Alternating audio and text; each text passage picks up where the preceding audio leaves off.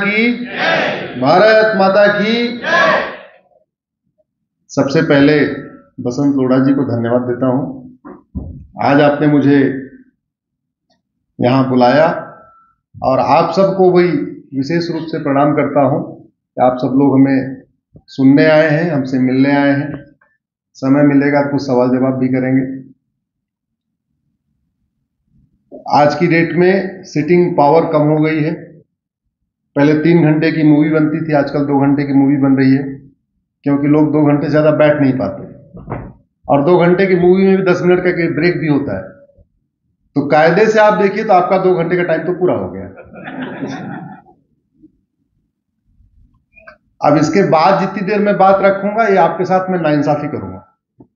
आपका टाइम एक तरीके से पूरा हो चुका है, लेकिन आप कितनी देर हमें सुनना चाहते हैं?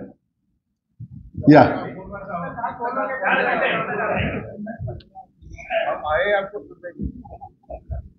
आदरणीय अनिल जी आए हुए हैं, अपने महाराष्ट्र सरकार में सहकार आयुक्त हैं, पुणे से आए हुए हैं।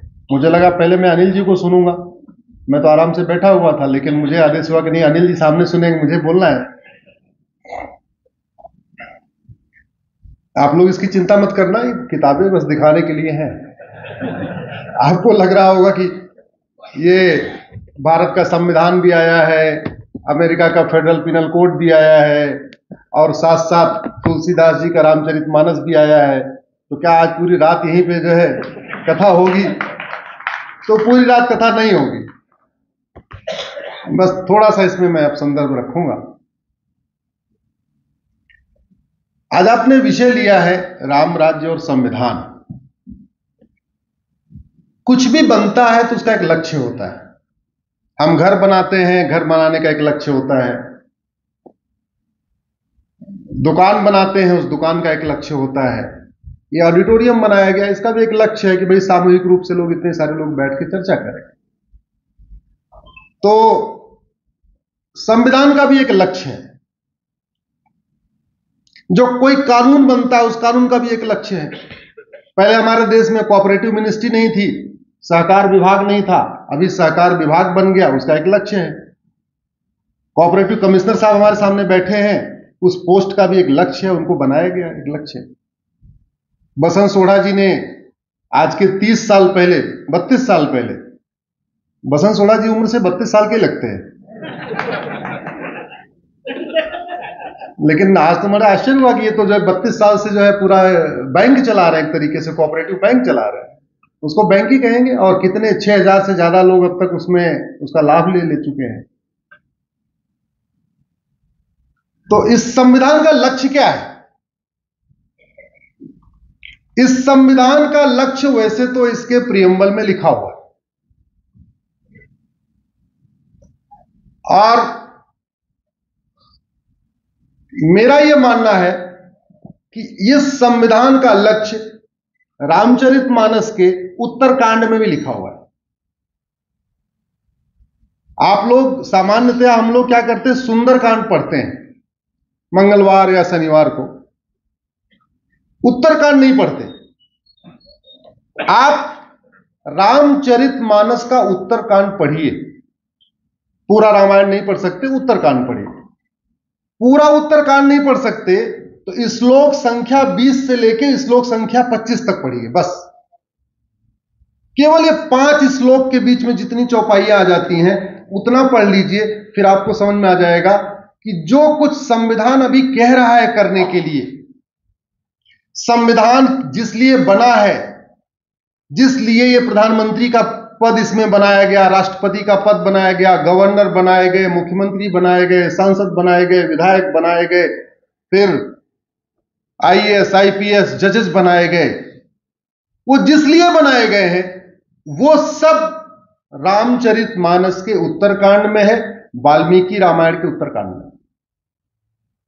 जैसे संविधान में लिखा है प्रियम्बल में, fraternity, unity, national integration. Ramcharitmanas में चौपाई है, सब नर करई परस्पर प्रीति, चलहि स्वधर्म निरतुश्रित नीति। सब लोग परस्पर प्रीति करते हैं और सब लोग अपने अपने स्वधर्म का पालन करते हैं। सवाल यह है, रामचरितमानस भी कहता है सबको परस्पर प्रीति करनी चाहिए, संविधान भी कहता है सबको परस्पर प्रीति करना चाहिए, और सब लोग परस्पर प्रीति करने, इसी के लिए इतना बड़ा इंफ्रास्ट्रक्चर खड़ा हो गया, इतने सारे पोस्ट क्रिएट हो चुकी हैं। सबका लक्ष्य यही है भारत में unity, integrity, national integration, equality, justice, liberty, fraternity स्थापित हो। तो हो क्यों नहीं रहा? इसका एक बहुत बड़ा कारण तो मुझे लगता है कि जहां इस संविधान पे चर्चा होनी चाहिए थी, कहां होनी चाहिए थी? संसद में। उस संसद में ही वास्तु दोष था। हां, उस संसद में ही वास्तु दोष था। उदाहरण के लिए इस संविधान में एक शब्द आया 75 में, सेकुलर। उसको आपने खूब सुना होगा, सेकुलर सेकुलर खूब सुना है ना आपने? आपने कभी सोवरिन शब्द सुना क्या? संविधान के प्रियम्बल का पहला शब्द है सोवरिन। कैसा भारत बनाएंगे? सोवरिन भारत बनाएंगे, संप्रभु भारत बनाएंगे। संप्रभु भारत का मतलब न गुलामी की शिक्षा होगी, न गुलामी की चिकित्सा होगी, न गुलामी की कर व्यवस्था होगी, न गुलामी की पुलिस व्यवस्था होगी, न गुलामी की न्याय व्यवस्था होगी, न गुलामी की प्रशासनिक व्यवस्था होगी, सब कुछ भारत का होगा। इसको कहते हैं सोवरिन। उसमें चर्चा ही नहीं हुई। और कुछ वर्ष पहले मुझे एक बार संसद में जाने का अवसर मिला, टिकट लेके, एज ए सांसद नहीं, तो टिकट लेके मैं गया। 1 घंटे मैंने वहां पे एज ए दर्शक दीर्घा में बैठ के देखा, तो मुझे लगा इस संसद में ये तो पूरा पूरा वास्तु दोष है। स्पीकर को बैठना चाहिए पूरब मुंह करके। हमारे घर में जो घर का मुखिया होता है, ड्राइंग रूम में उसका मुखिया किधर मुंह करके बैठता है? या तो पूरब या तो उत्तर, यही ना? ये बात कॉमन मैन जानता, आम आदमी भी जानता है इसको। हमारे संसद में लोकसभा स्पीकर पश्चिम मुंह करके बैठते हैं, डूबते सूरज की तरफ। सवाल किसको पूछना है? विपक्ष को। उत्तर किसको देना है? सत्ता को। सत्ता पक्ष दक्षिण मुंह करके बैठता था, विपक्ष उत्तर मुंह करके बैठता था। इतना बड़ा वास्तु दोष, और ऊपर से गोल गोल, पूरी संसद गोल। इसका नतीजा रहा हम पिछले 75 साल गोल गोल घूमते रहे। मैं प्रधानमंत्री मोदी जी को धन्यवाद दूंगा, जो नई संसद बनी है पूरी तरीके से वास्तु परफेक्ट बनी है। अब लोकसभा स्पीकर का मुंह पूरब की तरफ होगा, सत्ता पक्ष की जिसको उत्तर देना है उसका मुंह उत्तर रहेगा, विपक्ष जिसको सवाल पूछना है उसका मुंह दक्षिण रहेगा। एक वास्तु परफेक्ट संसद बनी है, और उसका नतीजा देखिए, संसद बनी हुई और एक कानून सबसे जबरदस्त पास हो गया, 33% महिलाओं को आरक्षण।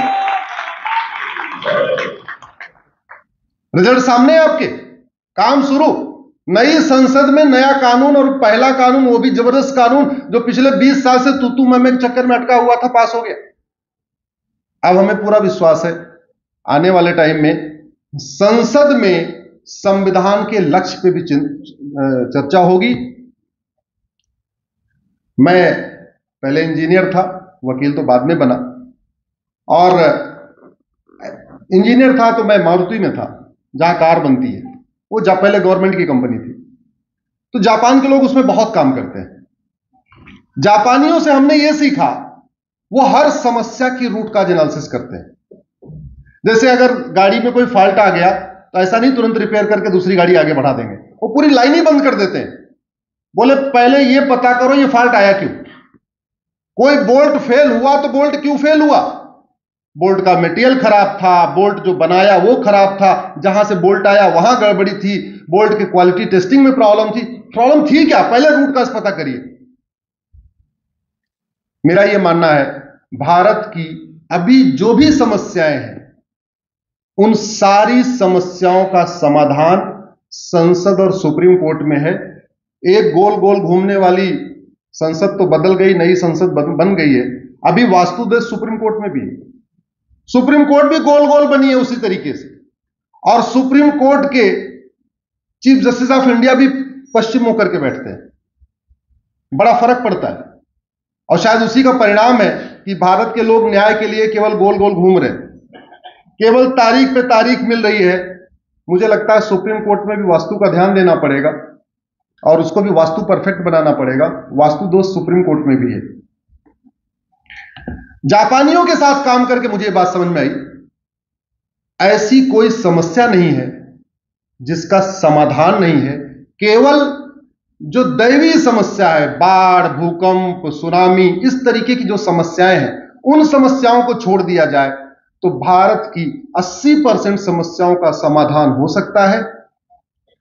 ऐसी कोई बीमारी नहीं है जिसका इलाज नहीं है, ऐसी कोई बीमारी नहीं है जो लाइलाज है, ऐसी कोई बीमारी नहीं है जो भारत में है और पूरी दुनिया में है। अगर कोई बीमारी भारत में है और सिंगापुर में नहीं है या कोरिया में नहीं है या जापान में नहीं है, इसका मतलब बीमारी लाइलाज नहीं है। अगर बीमारी भारत में है, दुबई में नहीं है, इसका मतलब समस्या लाइलाज नहीं है, बस दवा ठीक से नहीं दी जा रही है। और एक बात और ध्यान रखिए, हॉस्पिटल बहुत अच्छा हो लेकिन दवा घटिया हो, बीमारी ठीक हो सकती है क्या? जोर से बोलिए जरा। देखिए, अगले आधे एक घंटे हमारा रेगुलर संवाद होगा। आपने बोलना बंद किया, हमने भी बोलना बंद किया। जब तक आपका जवाब आएगा तब तक मैं बोलूंगा। हॉस्पिटल बहुत अच्छा हो, दवा घटिया हो, बीमारी ठीक हो सकती है क्या? सीएमओ बहुत अच्छा हो, डॉक्टर बहुत अच्छा हो, मेडिकल ऑफिसर बहुत अच्छा हो, दवा घटिया हो, बीमारी ठीक हो सकती है क्या? ऑपरेशन थिएटर बहुत अच्छा हो, कंपाउंडर अच्छा हो, सब कुछ अच्छा हो, एक्सरे का टेक्नीशियन अच्छा हो, बीमारी घटिया हो, दवा घटिया हो, बीमारी ठीक हो सकती है क्या?